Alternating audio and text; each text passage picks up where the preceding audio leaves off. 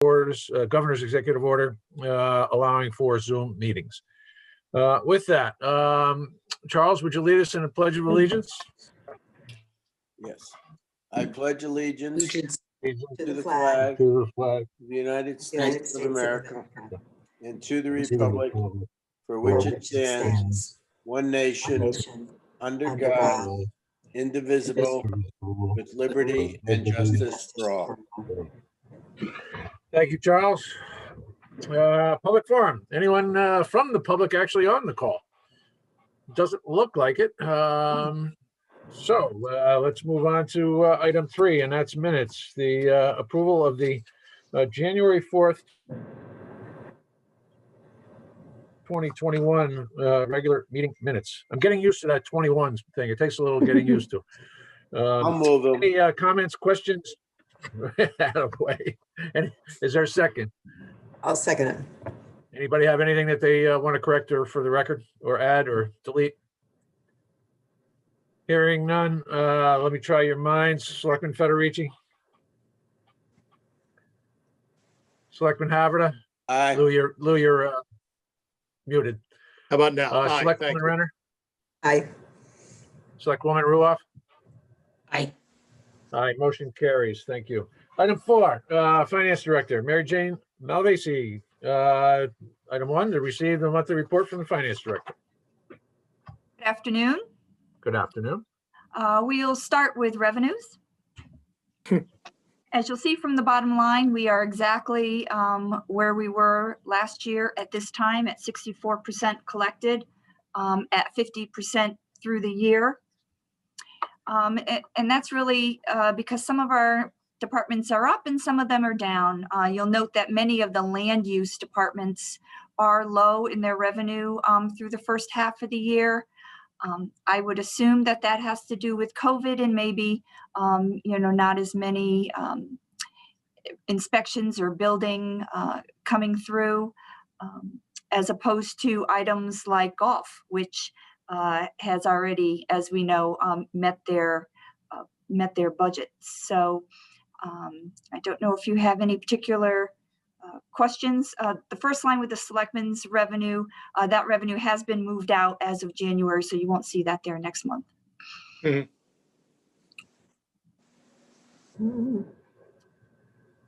No questions on revenue? Okay, well, just one comment, general comment. As you're aware, we extended the grace period, the tax deferral period. So this is through December. So it quite honestly, it lined up very well against what we did last year. However, I think we can probably assume that there will be some folks that take advantage of the deferral, even though the governor announced it late in the game, and we only alerted folks to the fact that it was available. I think it was a week prior to Christmas. So even though technically taxes aren't due until the 1st of February, when interest payments would start to be applied. So we've got to keep an eye on that. We'll see what happens through the January timeframe. It reminds me of Maryjane. Maybe you and I could talk to Deb and just get a feel for where the collections are versus this time last year. Is there any input on the park and rec situation? I can appreciate why it's down, but are there any plans to, any comments on that situation? Well, most of the revenue here is not where we see significant impact, which is their programmatic revenue, because they just aren't running the same number of programs. And as you may recall, based on the surplus they were running in the program account over a number of years, we started to supplement some of their payroll expense as a result of it. I think last year we allocated $40,000 from their program account to cover salaries. We may not have the same luxury again. So, do we have any optimism about being? I can appreciate about the program account, but are there any extraordinary events that could make up any of this? I mean, I don't know what kind of dollars that actually represents, but it's probably substantial that they're down, right? Are you asking Right, specifically and for the even program? the numbers you're looking at here. No, well, the program stuff, but the numbers you're looking at right here, Charles, are traditionally related to room rentals, pavilion rentals, boat rack rentals, Yeah. as well as beach pass. That's what I mean. I just wonder if there's And any as you recall, our beach pass revenue, skyrocketed last year. it did. It absolutely did. So I think we could probably see some of that come in this year as well. Okay, I just didn't know if they had any ideas where they could supplement. I mean, yes, you can't rent the room twice and going forward, but still. Okay. Okay, any other questions on revenue? Maryjane, expenses? So expenses has a similar story. We're about where we were last year at this time.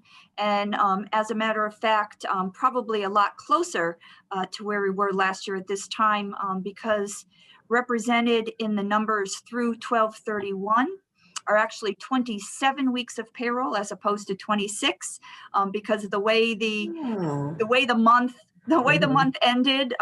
We couldn't do payroll on, it would have been January New Year's 1st. Day. But the payroll is actually done 12/31, throwing an extra week into the first 6 months of the year. Clearly, overall, we won't have that. So the next 6 months will be short that 1 month. So there's not more than 52 weeks. It's just how it falls. So if you were to take into account that extra week, we're probably almost exactly where we were. So when you go through the detail and you see that some of the payroll is higher than 50%, that's why. Other than that, I don't think I had anything much to say. Lost my glasses, but other than that, and we've kind of talked about almost all of these line items at one point or another over the last few months. But if you have any particular questions, I'll try to answer them.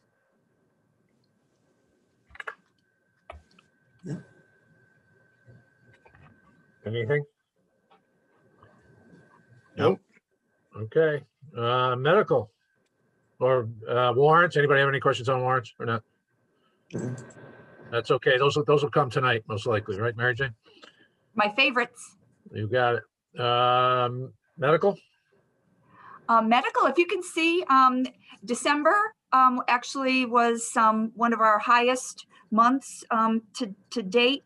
Again, it had an extra week because it was a 5-week month for medical. So that kind of throws that number off a little bit. But I do notice that last year at this time it was similarly higher.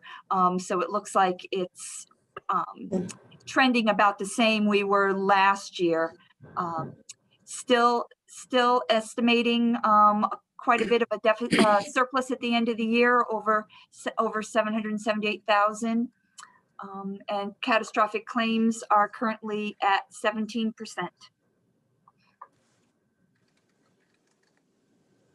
Got it. Any questions? Nope. Okay. All right, you guys are easy. Thank you. Sleepy time of day. Clear reports. How about that? Let's have all our meetings at 1 o'clock then. No. All right, thank you. All right, thank you. Item 5, Fire Chief Charlie Herrschaft, 5.1, discuss and take possible action on purchase of National Foam firefighting products from Shipments Fire Equipment, a sole source vendor. Charlie, all yours. Good afternoon. I almost said morning. Myself and Attorney Barrett had quite the conversation in regards to the foam. We're replacing all our firefighting foam for flammable liquids. Our current foam base is illegal to use in the state of Connecticut, matter of fact, in the country. So we're replacing it with a green product, which the state of Connecticut Foam Committee, which took 3 years to come up with a recommendation, recommended that we buy National Universal Green 3x3 foam, which is what is on the requisition for a total of $36,167.05. We still have a problem in regards to disposal of the old foam. And hopefully be in compliance with this recommendation that we buy the foam. The state says they will probably take our foam from us, the old foam. What, Charlie, what made it That, illegal? Just some. Charlie, that is good. That is good news Right. on the state taking it back, owing to the fact that for those of you who may recall, the couple of the fires that or crashes they had up at Bradley Airport, they wound up using that foam and it wound up permeating into the Farmington River. So Right. Right. good news that they're going to pick up the tab for the old stuff, for removing the old stuff. All right. They haven't come up with the funding yet for it, but we've been fairly well assured that they are going to take it from us. Gotta like that.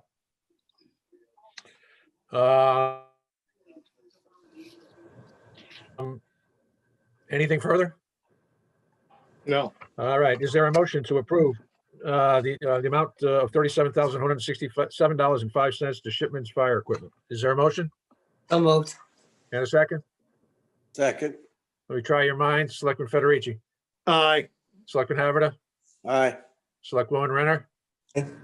Selectwoman Ruoff, Aye. Selectman Hoy is also an aye. That motion carries. Thank you. 5.2, consider take possible action on purchase of a pumping engine from Pierce Manufacturing off of the Sourcewell Consortium. Charlie? Right. This is the first time that we've done this. I've been buying fire trucks for the town for, not personally, but recommending them for 36 years. And this process has been the best in regards to ensuring that we're getting the best price. This is the agency that works out of the state of Minnesota and used by several area fire departments in Connecticut, Madison being the closest. And what's good about it is we know what the base price of the base pumper is. And we also know what the prices are for the options. And we also know that we're getting the 5.5 discount. But what's even better is that Sourcewell has a administrator that oversees all these contracts to make sure that indeed we are getting all the savings that is said.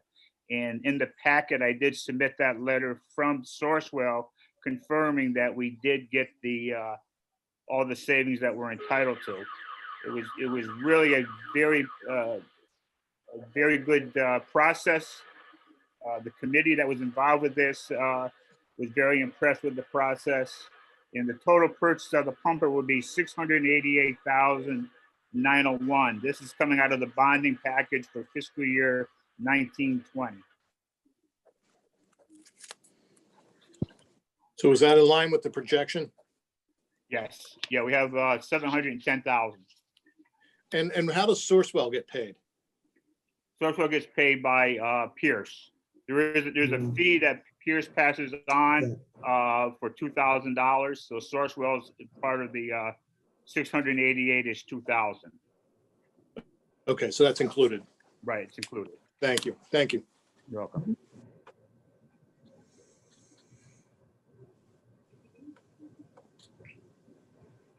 Matt's computer, I think, keeps freezing up a little bit. Oh, yeah. He's talking, but We can't hear you, Matt. There we go. Yeah, it froze up a couple times earlier. Hey, Pete, go hit him in the ribs. Pete's on mute. Now he isn't.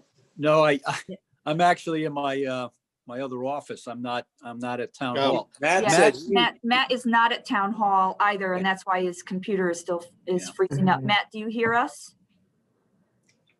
Just went off. I'm on the Yeah. Zoom. I'll Matt, buzz we him. can't hear you, Matt. he's running a heck of a Let me send him a meeting. text. He's running a heck of a meeting. Charlie.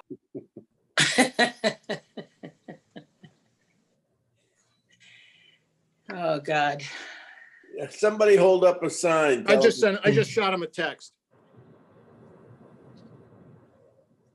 Or so we all have to start doing He's semaphore. ignoring you too. Charlie. Can You must know some hear me? before from your Yeah. days, Now, maybe? yes, Yeah. now we can. We Now couldn't. you can? Good. All right. Good. All right. Is there a motion to approve the purchase of a fire truck to Pierce Manufacturing in the amount of $688,901? So moved. Second. Sue? Second. Yep. Any further comments or questions? Nope. Call that, try your minds. Selectman Federici, Aye. Selectman Haverda, Aye. Selectwoman Renner, Aye. Selectwoman Ruoff, Aye. Selectman Hoy is also an aye. That motion carries. Charlie, thank you very much. Thank you. Thank the board. You got it. Item 6, consider and take possible action on affordable housing plan and process guide. The documentation you have in front of you relates to a state statute that was passed recently, 80-30J, which requires municipalities to put together a affordable housing plan.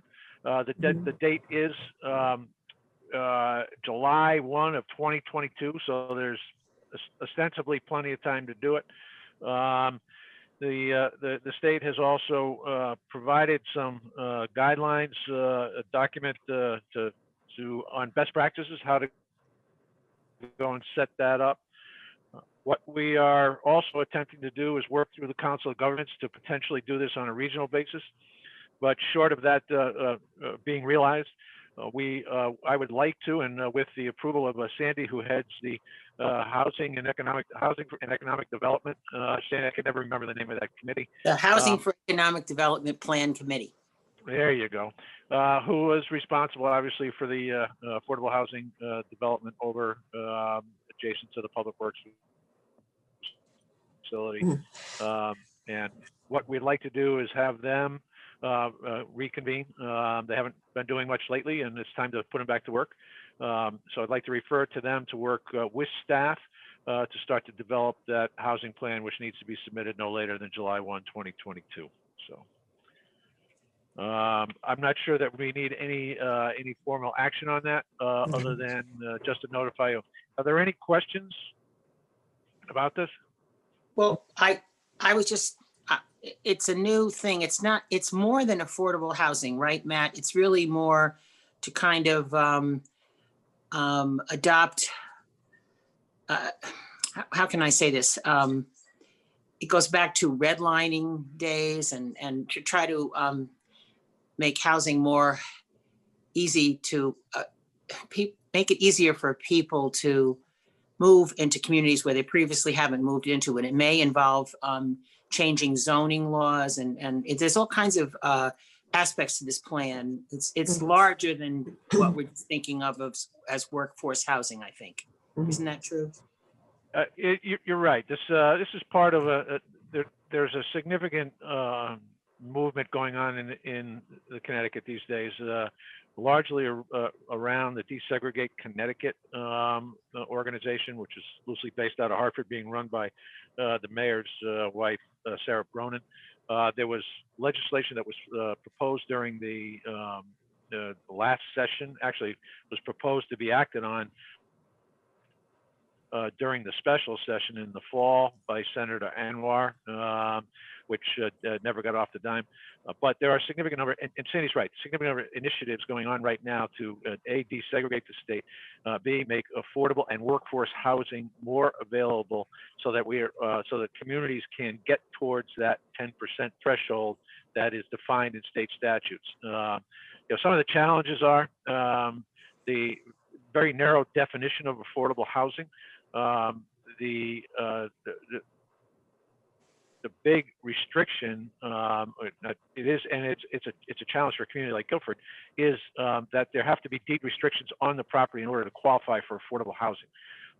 And those deed restrictions require that a certain portion of the units or the building be available for under the affordable guidelines. So take, for instance, like the Lake Quantipoc condominiums. There's 100 units up there. There probably isn't one that's going to go for more than $150,000 up in that neighborhood. That is truly affordable housing in a community like Guilford. But because it is not deed restricted, we don't get any credit for it. So But nonetheless, I think, Guilford has gained some notoriety over the past couple of years in terms of the proactive nature of what we did with the affordable housing project over by Driveway and some of the other things previously. The current commissioner of Department of Housing worked on the original, was it the Apple Tree Lane housing development up off of Long Hill Road. And I was recently in a conversation with her, and she said, no, Guilford had given her start in the housing game. So we've done some. We need to do more because we are nowhere near that threshold. But this will at least get us in compliance, not just for getting in compliance, but to do the right thing and to take a look at what we can do in this community to make housing affordable for a wider section of our community. Mhm. Well Questions? said. Nope. Okay, thank you. Item 7, appointments and resignations. Is there a motion to recommend to appoint Stephen Stoley to the Safe Streets Mobility Task Force? Yeah, I'll make the motion. All right, a second. Second, Second. Actually, Let me. the recommendation is coming from, who's recommending that? I think that recommendation came straight from the Safe Streets Task From the Force to replace committee someone who itself, dropped okay. off. Okay. It says I met Sam Gerritz, and I asked if I'd be interested, and I am, and I would love to serve. Perfect. Oh, good, good. All right, thank you. All right, well, let me try your minds. Selectman Federici, Aye. Selectman Haverda, aye. Selectwoman Renner, Aye. Woman Ruoff, Aye. Selectman Hoy is also an aye. Item 8, request for the use of town property. 8.1, act on a request from the Leeds Island Garden Club to use the green and to place a sign on the green advertising its annual plant sale taking place May 9th, 2021, with a rain date of May 10th. The sign placement is slated for April 25th through May 9th. Is there a motion? So I'll moved. make, second. And a second. Let me try your minds. Selectman Federici, Aye. Selectman Haverda, Aye. and Selectwoman Renner, Aye. Selectwoman Ruoff, Aye. Selectman Hoy is also an aye. 8.2, act on a request from the Guilford Performing Arts Festival to use the green September 23rd to 26th, 2021. Is there a motion? So moved. And a second? Second, Just a quick comment. We are hopeful that the pandemic will allow us to do these types of events and gatherings. Obviously, it'll be conditioned upon where we are statewide with social and crowd gathering sizes.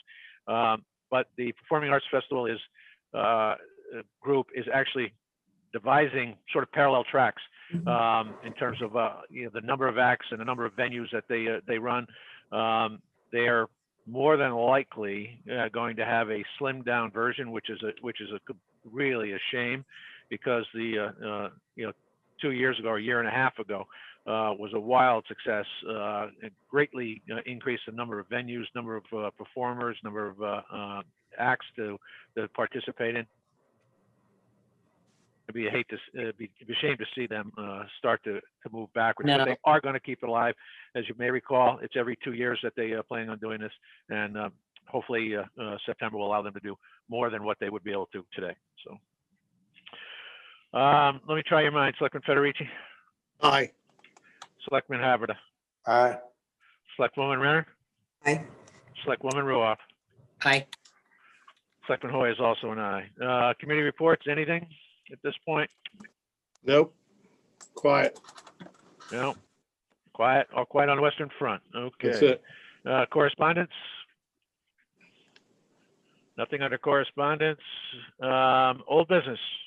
Matt, hold on. Yes. I just wanted to know, I don't see the building report loaded under No. correspondence. It I is don't on the either. board, it is on the Board of Finance meeting if you have access to it. And Okay. You know, it's on my board pack, it's the not in building mine. report.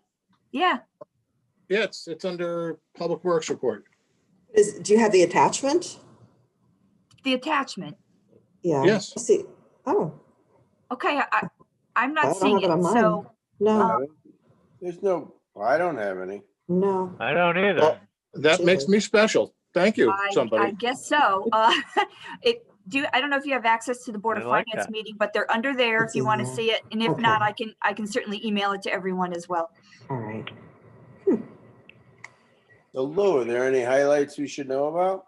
There there hasn't been a lot of the winter 4-letter words, so that's a good thing. No, we're looking for the building report, Building not the public report. Oh, works. I have Public Works. I'm sorry. Never mind. So you're not special. Yeah. No, I'm with the pack. So I will email that to everyone, just to be sure you all Good. have it. Thank you. Thank you. Thank you. All right, old business, none? New business? Public forum? Hearing none, I'll entertain a motion to adjourn until such time as we can meet again tomorrow at 8:30 on a different topic. So I Yeah. entertain a motion to adjourn. Matt, are we gonna get any info for tomorrow and Thursday, or Mary just- Jane? We are working on that as we speak. I just finalized all of the budgets this morning, going through them one last time. So Darlene is going to be working on getting those loaded. You'll definitely have them before tomorrow morning. Great. And just Thank a you. reminder, tomorrow starts at 9, not 8:30. Right. Tomorrow's and Thursday's at 8:30. Thursday's 8:30. That's how I have All it. right. Tomorrow's 9. Very good. Great. Sleep in. You got to get an extra half hour to sleep in. Except for those of us who have a pension committee meeting at 8 a.m. Yeah. No, all of us, yeah. All right. Very good.